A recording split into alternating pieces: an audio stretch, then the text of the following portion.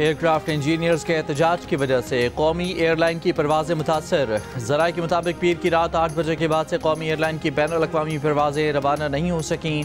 मुतादिद परवाज़ें ताख़ीर का शिकार, मुसाफिरों को मुश्किलात। मुतासरा मुसाफिरों में बड़ी तादाद उम्रा ज़ायरीन की है। CEO कौमी एयरलाइन की एयरक्राफ्ट इंजीनियर्स के खिलाफ सख्त कार्रवाई की हिदायत। तर्जुमान कौमी एयरलाइन ने कहा कि इंतज़ामिया मुतबादिल इंजीनियरिंग खदमात दूसरे एयरलाइन से हासिल कर रही है। जल्द ही तमाम परवाज़ें रवाना कर दी जाएंगी। सोसाइटी ऑफ एयरक्राफ्ट इंजीनियर्स की कोई कानूनी हैसियत नहीं।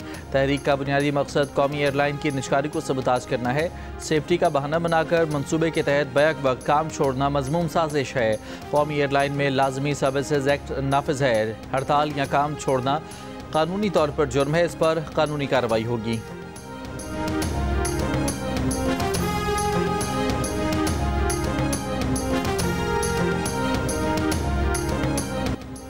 कराची की निश्तर रोड पर डंपर की टक्कर से नौजवान शाहजेब जाँ बहक, अहलिया जख्मी।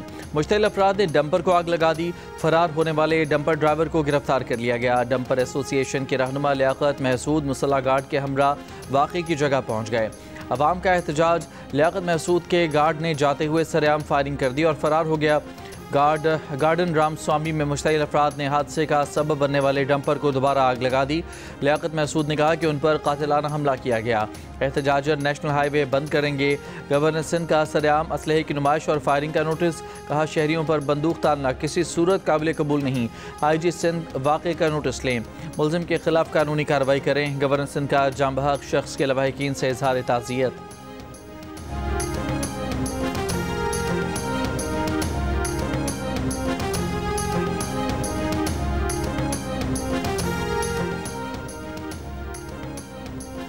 DGISPR लेफ्टिनेंट जनरल अहमद शरीफ चौधरी ने कहा है कि ऐसे शवाहिद मौजूद हैं कि भारत इस बार समंदर के रास्ते से कोई कार्रवाई कर सकता है।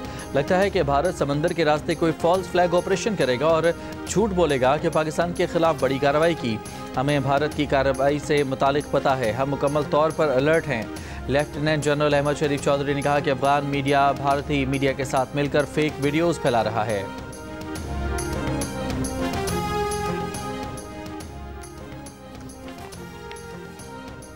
DGISPR ने कहा है कि पाकिस्तान ने अमेरिका को अफगानिस्तान पर हमले के लिए अपनी सरजमीन के इस्तेमाल की इजाज़त नहीं दी। अमेरिकी ड्रोन्स के जरिए पाकिस्तान से अफगानिस्तान में हमले का इल्ज़ाम झूठा है।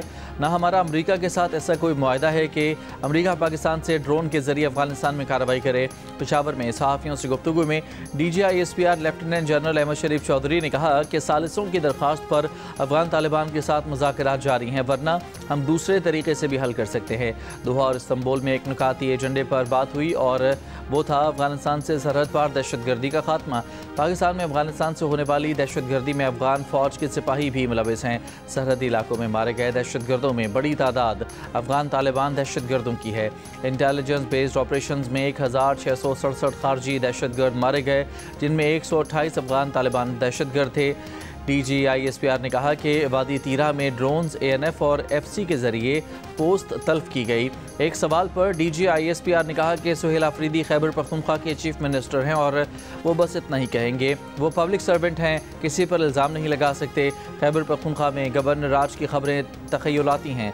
अगर ऐसा कोई फैसला हुआ तो हुकूमत का दायरा इख्तियार है।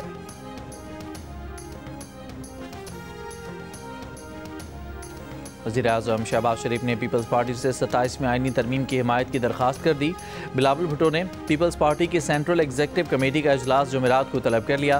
बिलावल का कहना है कि मुजवज़ा 27वीं आईनी तरमीम में आईनी अदालत का क़याम, एग्जीक्यूटिव मजिस्ट्रेट की बहाली और जजेस के तबादले का इख्तियार शामिल है।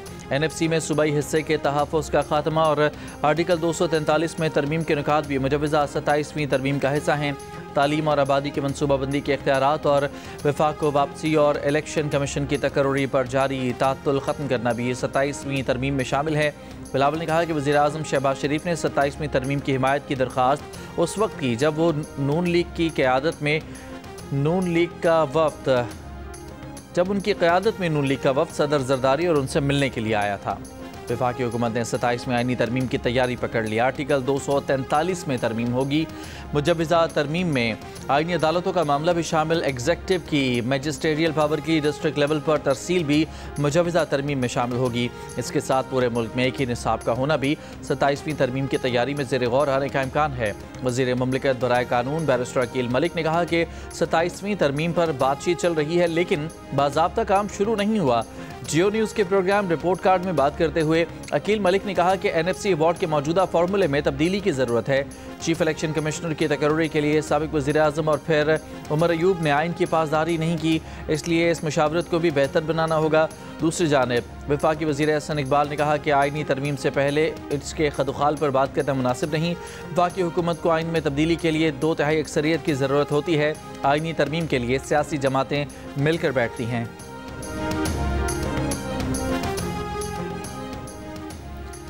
तहरीक इंसाफ के रहनुमा असद कैसर ने कहा है कि 27वीं तरमीम की तजावीज़ मुस्तरद करते हैं। 27वीं तरमीम से अदलिया का किरदार मुकम्मल ख़त्म किया जा रहा है। अगर पीपल्स पार्टी 27वीं तरमीम के खिलाफ खड़ी हो तो हम इनसे बातचीत के लिए तैयार हैं। आइन की बहाली NFC अवार्ड पर बिलावल भुट्टो से भी बात करने को तैयार हैं। जियो न्यूज़ से गुफ्तगू में कहा कि 26वीं तरमीम के दौरान भी आइनी अदालत की तजवीज़ थी। हम आइनी बेंच के भी खिलाफ थे। समझते हैं कि एक ही सुप्रीम कोर्ट है। अब भी तमाम अहम केसेस आइनी बेंच की तरफ चले जाते हैं। सेनेटर अली जफ़र ने प्रोग्राम कैपिटल टॉक में बात करते हुए कहा कि 27वीं तरमीम में सदारती इख्तियारात और NFC को छेड़ा जा रहा है। पीपल्स पार्टी 18वीं तरमीम को ट्रॉफी समझती रही है। देखना चाहते हैं कि 27वीं तरमीम पर पीपल्स पार्टी क्या पोजीशन लेती है। सेनेटर फैसल वार्डर ने कहा कि 27वीं तरमीम आसानी से पास हो जाएगी। वज़ीर आज़म के मशीर बराए सियासी अमूर आनस सनाउल्लाह ने कहा कि 27वीं तरमीम को ऐसी खौफनाक चीज़ बनाकर पेश किया जा रहा है जैसे तूफ़ान हो। जिन चीज़ों का जिक्र बिलावल भुट्टो ने किया, कौन सी चीज़ है जो ज़ेर बहस नहीं रही। इत्तेहादियों से मशावरत के बाद चीज़ों को सामने लाएंगे। 27वीं तरमीम पर अभी मशावरत का आगाज़ हुआ है। प्रोग्राम आज आज़िब खानज़ादा में राना सनाउल्लाह का कहना था कि मिसाक़ जमहूरियत में पहले दिन से मौक़िफ़ है कि आइनी अदालत बननी चाहिए। जजेस के ट्रांसफ़र का इख्तियार हुकूमत को नहीं, जुडिशल कमीशन को होना चाहिए। NFC पर बात शुरू होगी तो पता चलेगा कि कौन नाराज़ और कौन राज़ी है। इत्तफ़ाक़ी राय के बगैर कोई आइनी तरमीम नहीं होगी।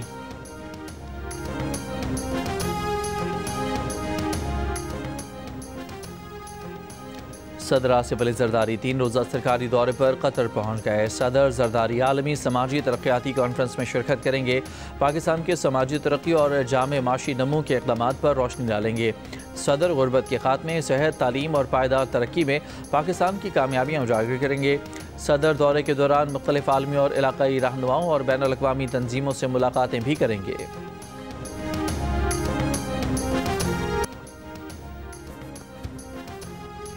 न्यूयॉर्क के मेयर का इलेक्शन आज होगा। पोलिंग से पहले डेमोक्रेटिक उम्मीदवार ज़ोहरान ममदानी की न्यूयॉर्क में रैली, शहरियों से वोट की अपील। ममदानी का मुकाबला न्यूयॉर्क के साबिक गवर्नर एंड्रियो कुओमो और रिपब्लिकन हरीफ कर्टिस सिल्वा से होगा। ताहम सर्वे पोल्स के मुताबिक ममदानी की पोजीशन मुस्तहकम है। अमरीकी सदर डोनाल्ड ट्रंप ने एक बार फिर कहा कि अगर ज़ोहरान ममदानी मेयर का इंतखाब जीत गए तो वो न्यूयॉर्क शहर के लिए वफाकी फ़ंड्स महदूद कर देंगे। अमरीका की रियासतों वर्जीनिया और न्यू जर्सी में गवर्नर का अहम इलेक्शन भी आज हो रहा है। वर्जीनिया की लेफ्टिनेंट गवर्नर का इलेक्शन लड़ने वाली गजाला हाशमी के शौहर अजहर का ताल्लुक कराची से है, जबकि कैलिफोर्निया में कांग्रेस की हल्का बंदियों से मुतालिक प्रोपोजिशन 50 के लिए वोट डाले जाएंगे।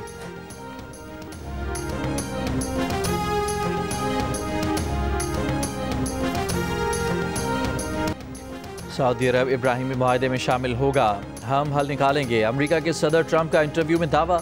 मेज़बान ने सवाल किया कि शहजादा मोहम्मद बिन सलमान ने वाज़ेह किया है कि वो उस वक्त तक इब्राहिमी मुआहदे में शामिल नहीं होंगे जब तक दो रियासती हल निकाला नहीं जाता। सदर ट्रंप ने कहा कि उन्हें यकीन नहीं आया ये दो रियासती हल होगा क्योंकि ये इसराइल और ख़ुद उन पर मुनहसर है। सऊदी वली-ए-अहद शहजादा मोहम्मद बिन सलमान 18 नवंबर को व्हाइट हाउस का दौरा करेंगे।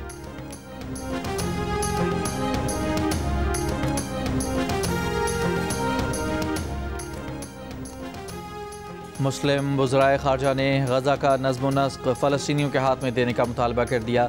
गज़ा की सूरत हाल पर इस्तांबुल में हुए आला सतह के इजलास का मुश्तरका एलामिया जारी। एलामिया में कहा गया कि गज़ा का सियासी इंतज़ामी निज़ाम बैरूनी क़ुव्वत के बजाय मकामी फ़लस्तीनी अथॉरिटी के पास होना चाहिए। फ़लस्तीनी अवाम के हक़ खुदरादियत और कौमी नुमाइंदगी को तस्लीम किए बगैर ख़ित्ते में पायदार अमन मुमकिन नहीं। इसराइल फौरी तौर पर जंगबंदी की मुकम्मल पासदारी करे, इंसानी इमदाद की राह में हायल तमाम रुकावटें ख़त्म की जाएँ। कम अज़ कम 600 इमदादी ट्रक और 50 ईंधन बरदार गाड़ियाँ गज़ा में बिला तातुल दाखिल की जाएँ। मुस्लिम वज़राए ख़ारजा के मुश्तरका एलामिया में यह भी कहा गया है कि गज़ा में एक गैर जानिबदार फोर्स तश्कील दी जाए जो अमन की निगरानी और इंसानी इमदाद के तहफ़्फ़ुज़ को यकीनी बनाए। इसराइली फ़ौज की जानिब से जंगबंदी के बाद भी हमले जारी हैं। जंगबंदी के बाद इसराइली हमलों में अब तक तकरीबन 250 फ़लस्तीनी शहीद हो चुके। इससे कबल मीडिया ब्रीफिंग में मेज़बान तुर्क वज़ीर ख़ारजा का कहना था कि हमास गज़ा पट्टी का इंतज़ाम फ़लस्तीनी कमेटी के हवाले करने पर तैयार है।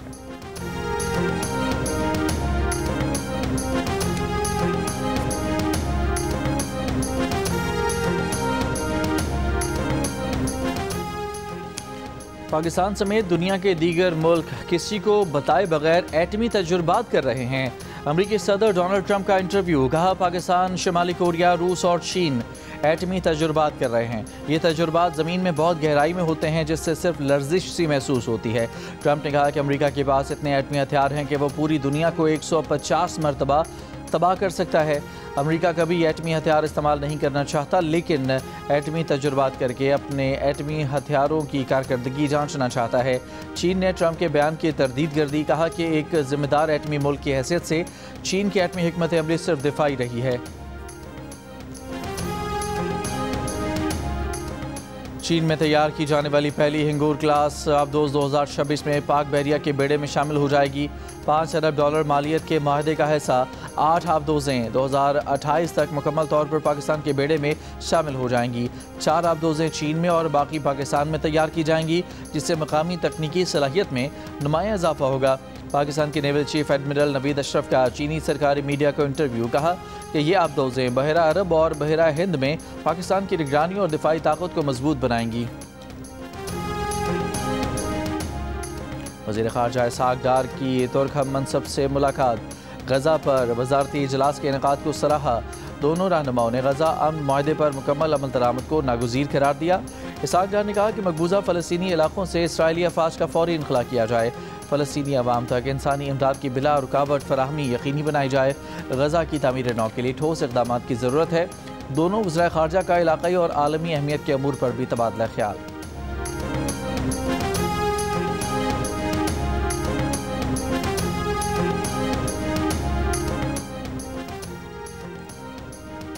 दो नवंबर को सिक्योरिटी फोर्सेस की खैबर पख्तूनख्वा में 2 कार्रवाइयाँ, भारतीय प्रॉक्सी फितनाल खवारिज के 3 दहशतगर्द हलाक।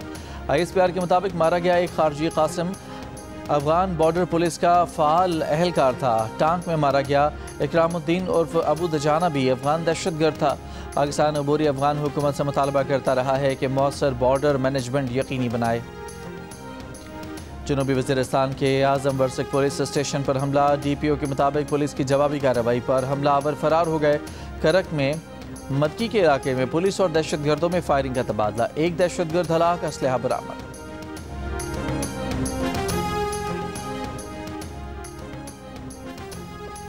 खैबर पख्तूनख्वा असम्बली की पार्लिमानी सिक्योरिटी कमेटी का इजलास, IG पुलिस और चीफ सेक्रेटरी ने ब्रीफिंग दी। वज़ीर कानून KP आफ्ताब आलम ने कहा कि इजलास इन कैमरा हुआ, जिसके बायस बहुत कुछ नहीं कह सकते। सिक्योरिटी कमेटी के इजलास के बाद तवक्को है कि अपोजिशन हमारे साथ होगी। पार्लिमानी सिक्योरिटी कमेटी के मजीद इजलास भी होंगे। इजलासों के बाद TORs बनाए जाएंगे।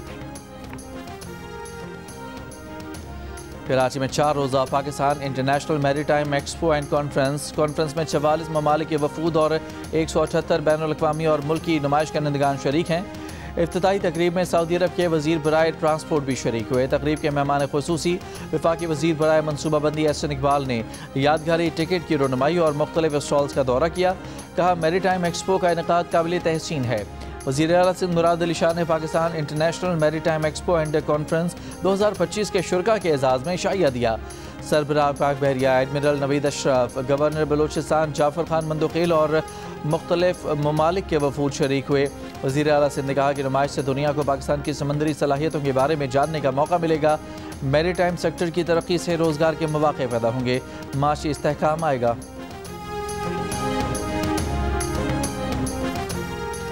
बलोचिस्तान हुकूमत की दरख्वास्त मुस्तरद। कोयटा में बल्दियाती इंतखाबात शेड्यूल के मुताबिक 28 दिसंबर को ही होंगे। इलेक्शन कमीशन ने फैसला दे दिया। सूबाई हुकूमत को फुल प्रूफ सिक्योरिटी का हुक्म। शेड्यूल के मुताबिक कागजात नामजदगी 13 से 17 नवंबर तक जमा कराए जा सकेंगे। उम्मीदवारों को इंतखाबी निशान 6 दिसंबर को अलॉट किए जाएंगे। बलोचिस्तान हुकूमत ने सर्द मौसम और अमन अमान की सूरत हाल के बायस चंद माह के लिए इलेक्शन मुलतवी करने की दरख्वास्त की थी। कराची ट्रैफिक पुलिस ने ई चालान का यौमिया डाटा जारी कर दिया। एक दिन में मजीद 2296 चालान जारी हुए। सबसे ज़्यादा 1499 चालान सीट बेल्ट न बांधने पर किए गए। कराची ग्रीन लाइन मंसूबे के फ़ेज़ 2 पर वफाकी हुकूमत के सिंध हुकूमत से मामला तय पा गए। वफाकी वज़ीर मनसूबाबंदी एहसन इकबाल का ग्रीन लाइन के फ़ेज़ 2 पर तामीराती काम शुरू करने का ऐलान। कराची ग्रीन लाइन मंसूबे के कैंप ऑफिस के दौरे पर मीडिया से गुफ्तगू में एहसन इकबाल ने कहा कि ग्रीन मंसूबे के अधूरे रह जाने वाले 1.8 किलोमीटर फ़ेज़ 2 की तकमील के लिए इस साल 3 अरब रुपए मुख्तस किए जा रहे हैं। सिंध के बल्दियाती इदारों के तहफ़्फ़ुज़ात का अज़ाला किया जाएगा। वज़ीर आला सिंध मेयर कराची से बात करेंगे कि PIDCL के साथ मिलकर काम मुकम्मल किया जाएगा। PTMA ने खैबर पख्तूनख्वा के मुख्तलिफ इलाकों में आज से बारिशों का अलर्ट जारी कर दिया। सूबे के मुख्तलिफ इलाकों में 5 नवंबर तक वक्फे से बारिशों और बर्फबारी की पेशगोई। तमाम अजला की इंतजामिया को पेशगी इक़दामात से मुतालिक अलर्ट रहने की हिदायत। पहाड़ी इलाकों में लैंड स्लाइडिंग के बायस सड़कों की बंदिश का खदशा। हैदराबाद में 24 घंटों के दौरान डेंगू के मजीद 570 मरीज रिपोर्ट। शहर में 2 माह के दौरान घरों में डेंगू से जाम बहक अफराद की तादाद 26 हो गई।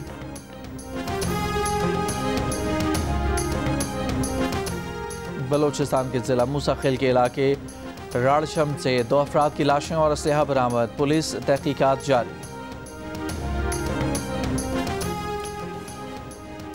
FBI ने कहा है कि टैक्स दहिंदगान की हैसियत का तयन 2024 में जमा कराए गए गोशवारों की बुनियाद पर किया जाएगा। मुकर्ररा वक्त के अंदर तौसी की दरख्वास्त करने वालों को एक्टिव टैक्स दहिंदगान की फहरिस्त से नहीं निकाला जाएगा। एक्टिव टैक्स दहिंदगान की फहरिस्त में 15 नवंबर 2025 तक तमाम नए फाइलर्स भी शामिल किए जाएंगे।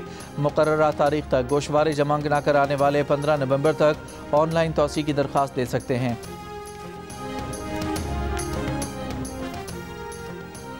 लाहौर रेलवे पुलिस स्टेशन में तारीख में पहली बार खातून SHO तैनात। Inspector Samiya Yasmeen SHO Lahore railway police station तैनात। इस साल के लिए MBBS और BDS के पासिंग मार्क्स एक बार फिर 50% कर दिए गए। Pakistan medical and dental college ने 65% पासिंग मार्क्स का नोटिफिकेशन वापस ले लिया। MBBS और PDS के लिए 85% हाजिरी की शर्त भी खत्म। 75% हाजिरी की शर्त बहाल कर दी गई।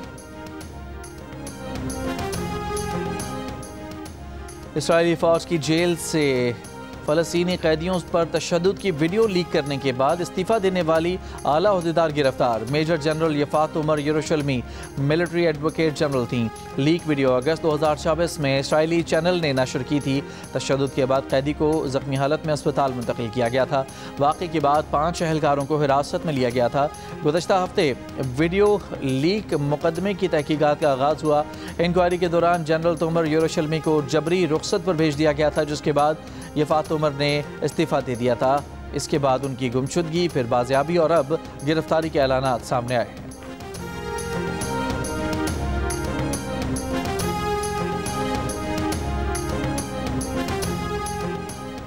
अमरीकी सदर डोनाल्ड ट्रंप ने कहा है कि उन्हें बस एक चीज़ की परवाह है और वो ये कि अमरीका क्रिप्टो करेंसी में भी चैंपियन बने।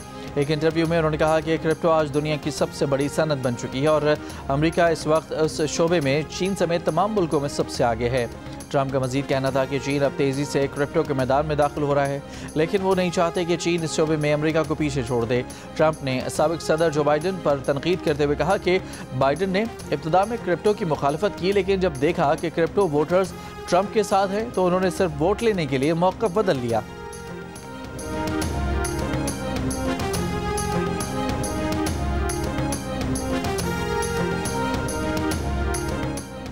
बरतानिया में पनाह की दरख्वास्तों में रिकॉर्ड इजाफा। मीडिया रिपोर्ट्स के मुताबिक फ्रांस और जर्मनी में पनाह की दरख्वास्तों में नुमाया कमी आई है। तारकीन वतन की बड़ी तादाद इंग्लिश चैनल के रास्ते बरतानिया पहुँच रही है। फैसलाबाद में 17 साल बाद इंटरनेशनल क्रिकेट की रौनकें बहाल। इकबाल स्टेडियम में आज पाकिस्तान और जनूबी अफ्रीका की टीमें पहले वनडे में आमने सामने होंगी। शाहीन अफरीदी पहली बार वनडे क्रिकेट में कौमी टीम की कप्तानी करेंगे। कहते हैं टीम की क़यादत करना एजाज़ है। बाबर का फॉर्म में आना पाकिस्तान के लिए बहुत ज़रूरी था। मैच से कबल आज दोनों टीमों ने भरपूर प्रैक्टिस की। फैसलाबाद के इकबाल स्टेडियम में आखिरी इंटरनेशनल मैच 2008 में पाकिस्तान और बांग्लादेश के दरमियान खेला गया था।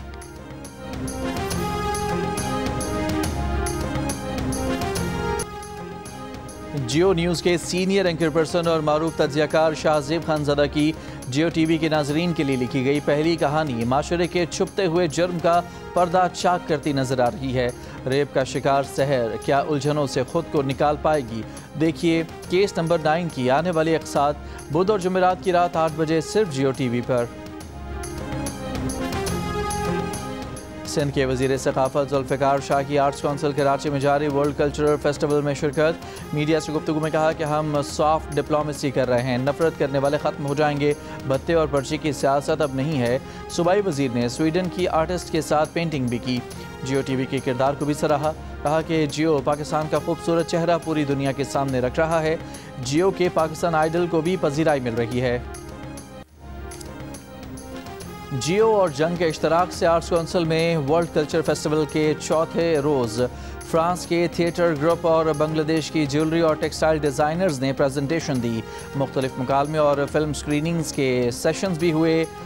सदर आर्ट्स काउंसिल अहमद शाह ने कहा कि इवेंट में 100 फिल्में दिखाई जा रही हैं। दुनिया के मारूफ आर्टिस्ट अपना काम शोकेस कर रहे हैं।